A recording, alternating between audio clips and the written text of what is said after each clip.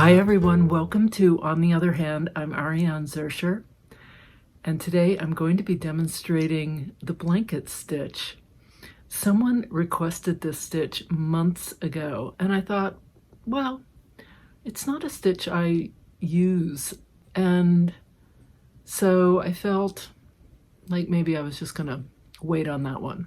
And then I started designing my River Rocks pouch, and the blanket stitch came in very handy. However, I did it in a, I would say, non-traditional way, perhaps.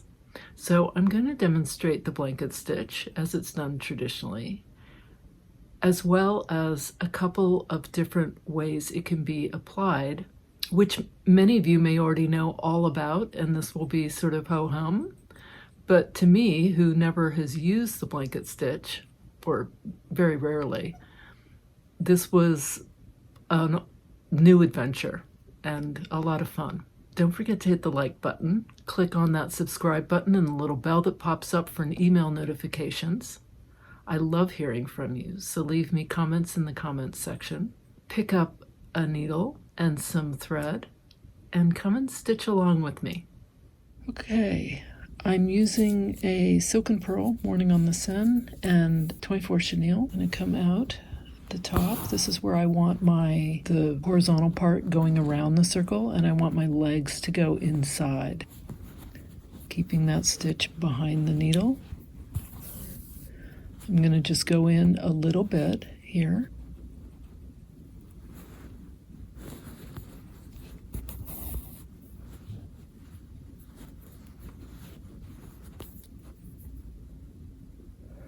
Now, I can change the length of these legs if I wanted. I could stagger them, make one short, one small, or I can keep them all fairly even. Or I can randomly make one small, one short. The thing about going in a circle is that I want these little legs to splay out.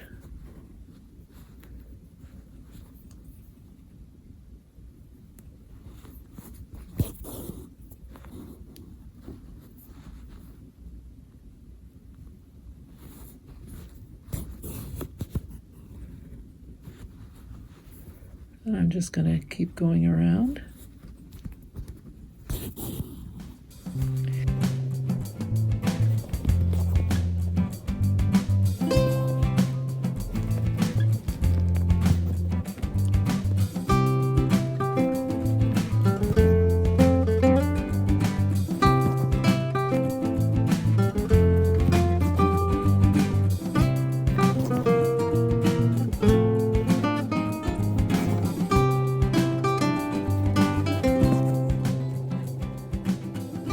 So this first stitch where I started is a little funky. You know, it's longer than the others. It's going in a kind of a different direction. I'm just going to attach that like that, and there it is. I will show this to you using it in a non-traditional way where it's covering an entire shape. I'm going to whip stitch this shape down on top of this one, but first what I'm going to do is I'm folding this in half, and then I'm going to take my scissors and I'm going to clip a little circle out of the center. It doesn't have to be perfect or even great. It doesn't matter. I'm going to now whip stitch this down on the outside and this interior circle. I've whip stitched down the outer edge, and now I'm going to go around and whip stitch this inner circle. This entire ring is going to be covered in stitches, so I don't have to be careful or particularly worried about how many whip stitches I'm using. It can be pretty sparse. I'm using the blanket stitch as an embellishing stitch rather than as a method of appliquing a shape down. And I'm going to end it right there. And now I'm going to pick out the thread that I'm going to use, which is going to completely cover this ring. This is EZM 50 and a number 24 chenille. I'm going to start, it doesn't really matter which way I go, but I'm going to start doing a blanket stitch around this outer edge as opposed to going around the inner edge. And I'm going to show you what I mean by that because I want to completely encase this. So I'm going to go very close together, and my thread is going in back of my needle. So I put my thread down, I come up. I'm going to go around the entire ring like this. And then what I'm going to do is I'm going to go back around in the opposite direction so that this part here is on the inside, and it's going to encase this completely. So I'm keeping these very close together.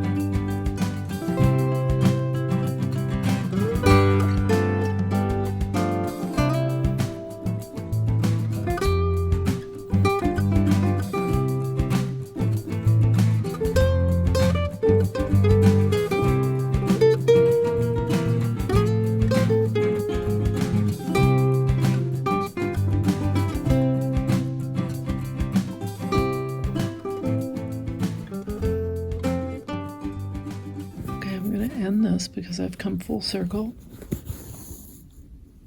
I'm going to start from this side. I'm going to go from the inside. And I'm wrapping my thread around the back. I'm going between these stitches, and I'm going to fill in wherever there is any space. So let me show you here. So when I go into my next stitch, I'm going to go not on the outside here. I'm going to go on the inside here. So inside here, come up for my next stitch here.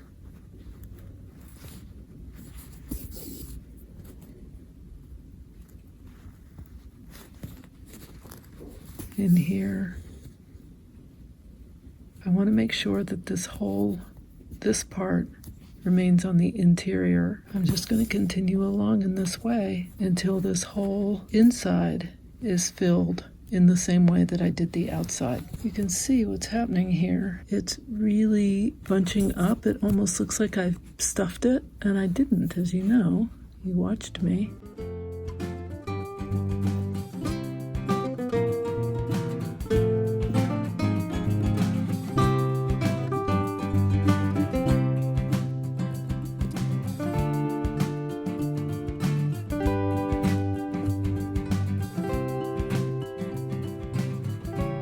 I'm not worrying that this isn't like a beautiful circle. It doesn't matter.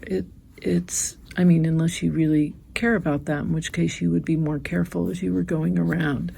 But I didn't care. I kind of like the sort of organic quality to it.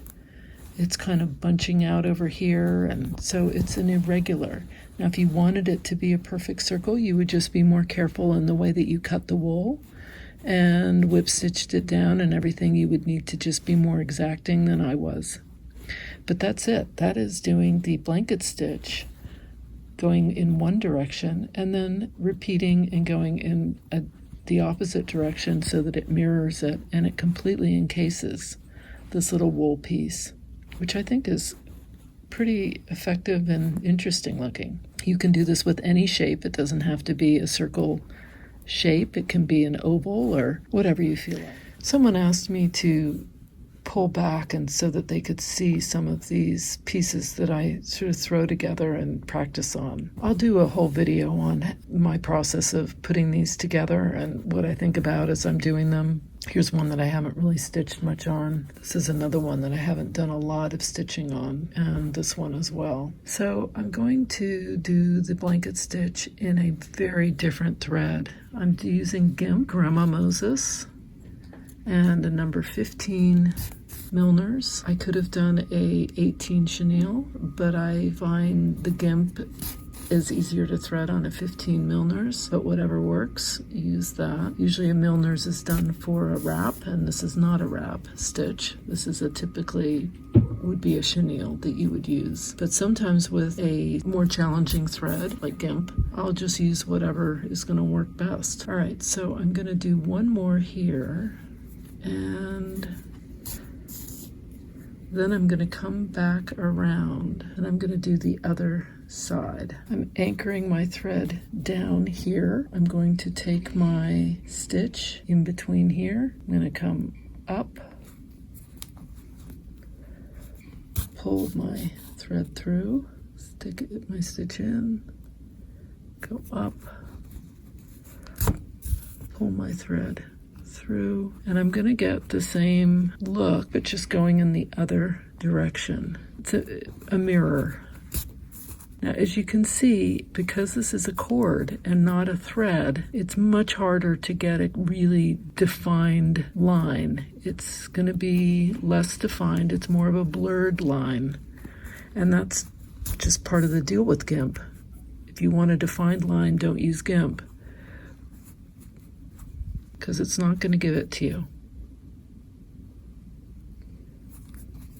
I also need my pliers.